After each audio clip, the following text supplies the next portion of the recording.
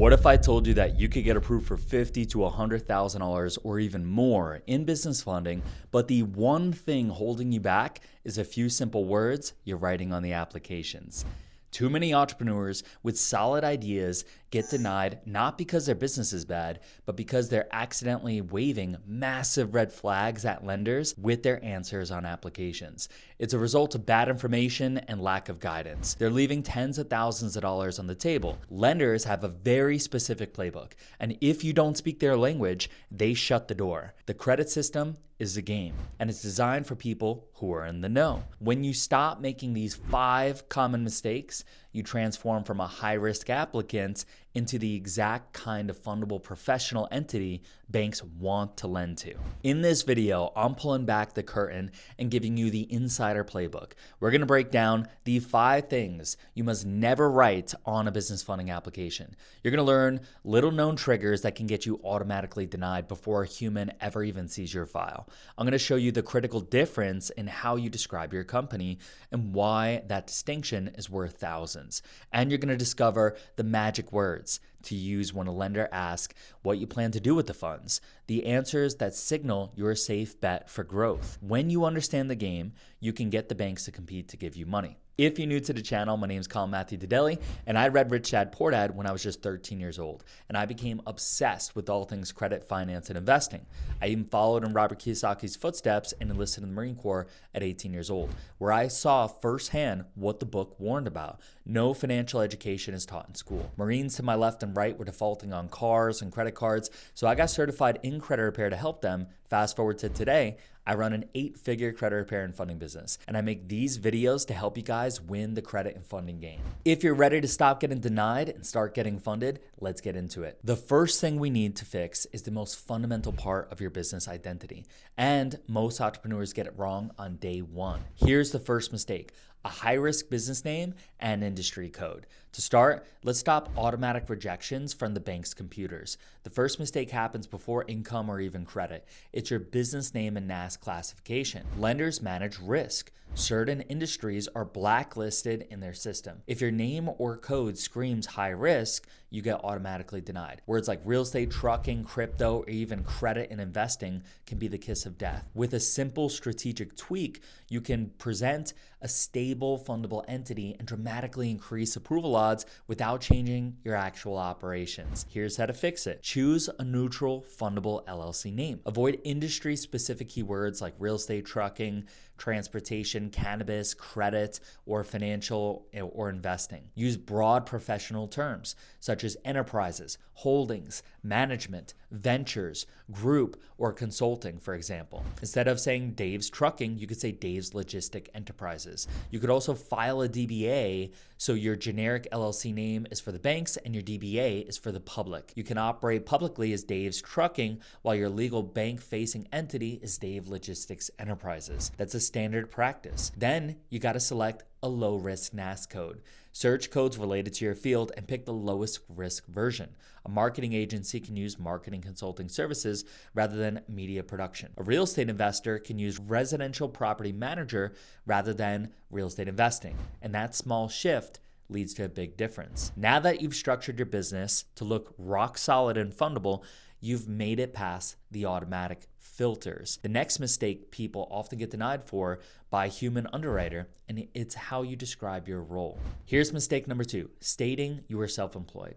You've built the perfect business on paper. The application asks for your employment information. Most entrepreneurs write self-employed and it sabotages them. To a lender, self-employed signals unstable income, like a freelancer or a gig worker, not leader of a legitimate company. It puts you in a high-risk box. Change your title and perspective, and you shift from a risky individual to the stable W-2 equivalent employee of your own company. So here's what you do. On the application, list your LLC or corporation as your employer, never self or self-employed. Give yourself an official title like CEO, president, or owner, or even managing member. List the business phone number and business address.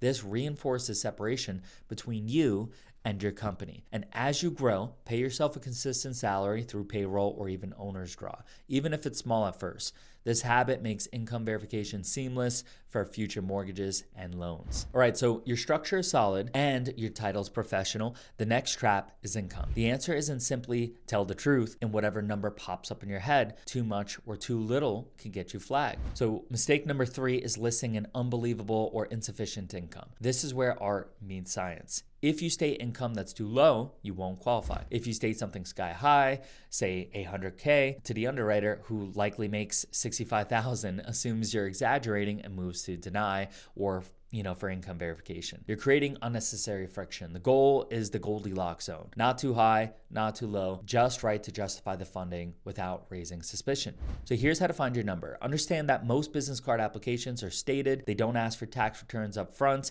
They trust you.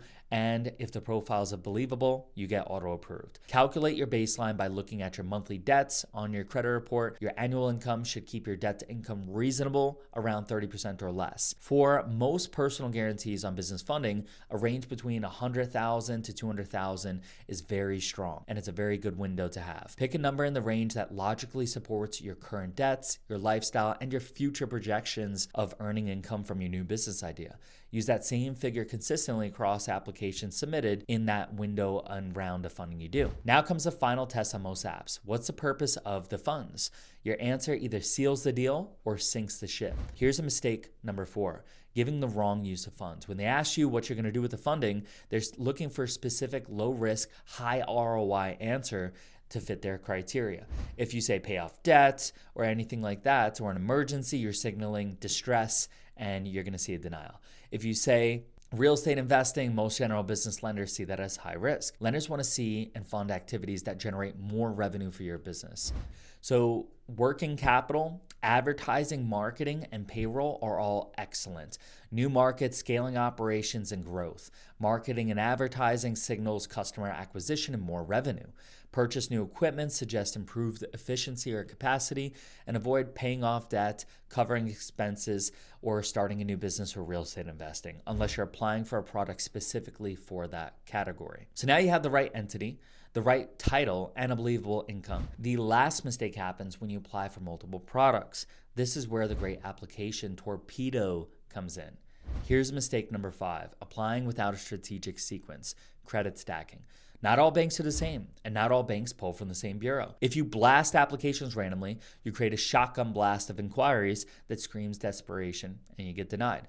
But when you understand which banks pull what bureau and what order to apply in, you can stack up applications in a tight window so each lender sees a clean, fresh report and you got the best approval odds. Here's how to plan your stack. First, you got to know your profile. Pull a 3-bureau credit report from somewhere like IdentityIQ so you can know your Experian, Equifax, and TransUnion scores and profile. Second, research lender data points. You got to know for your state which bureau they pull for which products. And then you want to group the lenders by bureau. Make a list for Experian, a list for Equifax, and a list of banks that pull TransUnion. Fourth, you're ready to sequence your applications over about a week or 2. And you're going to alternate the bureaus. Apply with a bank that pulls Experian, then apply with a bank that pulls Equifax. Finally, apply with a bank that pulls TransUnion, and repeat. Start with the banks that are most inquiry sensitive, like Chase and US Bank, and end with lenders that aren't, like American Express. Listen, if you've been dealing with bad credit or lack of business funding for years and you just want my team to handle it all for you, links for credit repair and business funding are in the pinned comment and the description.